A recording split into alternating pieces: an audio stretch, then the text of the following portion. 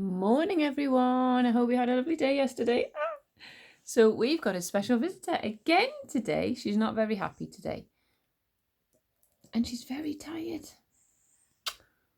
I'm very tired. She's in a grumpy mood. You see that grumpy face? We are going to be reading a traditional tale. It's called King Grisly Beard. So I've had to move the computer because it's on the computer because some grumpy little girl is on my knee. So here we go. A great king of a land far away in the east had a daughter who was very beautiful, but so proud and rude and haughty. Haughty means, well, more than just proud. It means, stuck up. That's what it means. That none of the princes who came to ask for her hand in marriage was ever good enough for her, and she made fun of them. Once upon a time, the king held a great feast and asked all of her suitors. They all sat in a row, ranged according to their rank. Kings and princes and dukes and earls and counts and barons and knights. Then the princess came in, and as she passed them by, she had something spiteful to say to each and every one of them. The first one was too fat. "Ooh, he's as round as a tub." "Oh, it seems I'm boring the dog," she said. The next was too tall. "What a maypole, thin and spindly," she said. The next was too short. "What a big fat dumpling," she said. The fourth was too pale, and she called him Wall-face. The fifth was too red, so she called him a coxcomb. So a coxcomb, I don't know if you know this, but on a cockerel, how they have the big red feathers on the top of their head. That's what a coxcomb is. That's what that's called. The sixth was not straight enough, so she said he looked like a great big green stick that had been laid to dry over a baker's oven. And thus she had some joke to crack upon every single one. But she laughed more than all at a good king who was there. "Look at him and his beard, like an old mop. He should be called King Grisly Beard." So the king got the nickname of Grisly Beard. But the old king was very angry when he saw how his daughter behaved, and how she ill-treated all of his guests, and he vowed that, willing or unwilling, she should marry the first man, be he a prince or a beggar, that came to the door. 2 days after there came by a travelling fiddler, so somebody who plays a fiddle, who began to play under the window and beg money. And when the king heard him, he said, "Ooh, let him come in." So they brought him in a dirty-looking way, and when he had sung before the king and the princess, he begged a coin. The king said, "You have sung so well that I will give you my daughter as a wife." The princess begged and prayed, but the king said, "I have sworn to give you to the first person that came to my house, and I will keep my word." So words and tears were of no use. The person was sent for, as was the parson, and she was married to the fiddler. When this was over, the king said, "Now, get ready to go. You must not stay here. You will travel away with your new husband." Then the fiddler went his way and took her with him, and they soon came to a great wood. "Pray," said she, "who is in this wood?" "Why, it belongs to King Grisly Beard," answered he. "Hadst thou taken him, all this would be yours." Sorry, I've just lost my way. Oh, unlucky wretch that I am. Ow, ow, ow.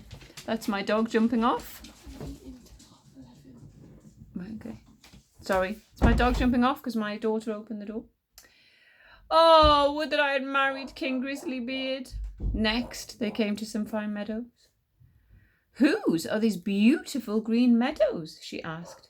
"Well, these belong to King Grisly Beard too. Hadst thou taken him, all of these would have been yours." "Oh, unlucky wretch that I am," said she. "Would that I had married King Grisly Beard." Then they came to a great big city. "Whose is this noble city?" said she.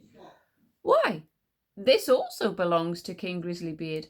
Hadst thou taken him, it would have all been yours." "Oh, wretch that I am," sighed she. "Why did I not marry King Grisly Beard?" "That is no business of mine," said the fiddler. "Why should you wish for another husband? Am I not good enough?" At last they came to a small cottage. "Oh, what a dump," she said. "Who does this little dirty house belong to?" The fiddler turned and said, "This is yours and my house, where we are to live." "But where are the servants?" she cried. "What do we want with servants?" he said. "You must do for yourself whatever is to be done. Now, make me a fire, put on the water, and cook my supper, for I am very tired. We have walked a long way." But the princess knew nothing of making fires and cooking, and the fiddler was forced to help her. When they had eaten a very scanty meal, they went to bed. But the fiddler called her up very early in the morning to clean the house. Thus they lived for 2 days, and when they had eaten up all there was in the cottage, the man said, "Wife, we can't go on this way, spending money and earning nothing. You must learn to weave baskets." They went out and cut willows, and he brought them home, and she began to weave, but it made her fingers very, very sore. "Excuse me. I see this work won't do," said he. "Try and spin some wool. Perhaps you will do that better." She sat down and tried to spin, but the threads cut her tender fingers till the blood ran. "See now," said the fiddler, "you are good for nothing. You can do no work. What bargain have I got with you? However, I'll try and set up a trade in pots and pans, and you can stand at the market and sell them." "Oh, if any of my father's court should pass by and see me standing in the market, they will laugh at me." But her husband did not care. He said she must work if she did not wish to die of hunger. At first the trade went well, for many people, seeing such a beautiful woman, went to buy her products and paid their money without thinking or taking away their goods. They lived on this as long as it lasted, and then her husband bought a fresh lot of wares, and she sat herself down with it in the corner of the market. But a drunken soldier soon came by and rode his horse against her stall and broke all of the goods into 1,000 pieces. She began to cry and knew not what to do. "Oh, what will become of me?" she said. "What will my husband say?" So she ran home and told him. "Well, who would have thought you would have been so silly," said he, "as to put an earthenware stall in the corner of the market where everybody passes?